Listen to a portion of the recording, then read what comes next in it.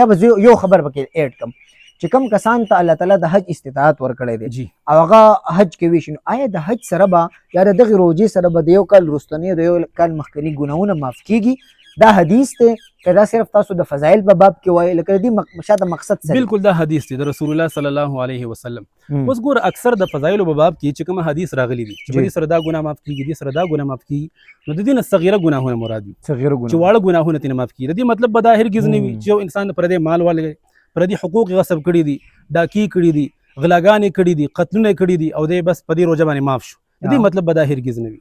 او دغه شانتي د حج د پاروم دا حج باره کې چې کوم حدیث ته رسول الله صلی الله علیه وسلم مبارک فرمای من حج لله فلم يرفث ولم يفسق رجع كيوم ولدته امه وسوک چې حج وکي وګوره په دې حدیث کې په خپل رسول الله صلی الله علیه وسلم وضاحت کړی دی من حج لله چې څوک حج الله د فارو بالکل د توبې فنیت باندې د الله د رضا فنیت باندې د خودنی فنیت باندې نه د نوم فنیت باندې نه دا شرط رسول الله صلی الله علیه وسلم لله چې صرف د الله د فارو کی فلم يرفث او دې پکې فحش ګویي ونه کی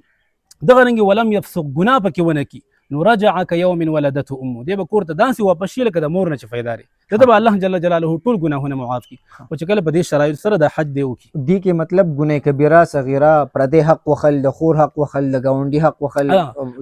دغه حقوق الله په دې سره نه معاف کیږي حقوق الله په نه معاف کیږي حقوق العباد په نه معاف کیږي سر جی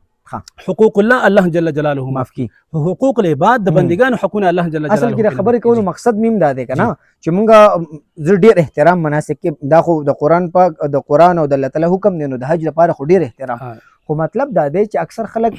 د حج لپاره خلاړ شي خو د هور حق نه ورکی گاونډي دي تنگ دی پردیس مکنه ولینو یو دا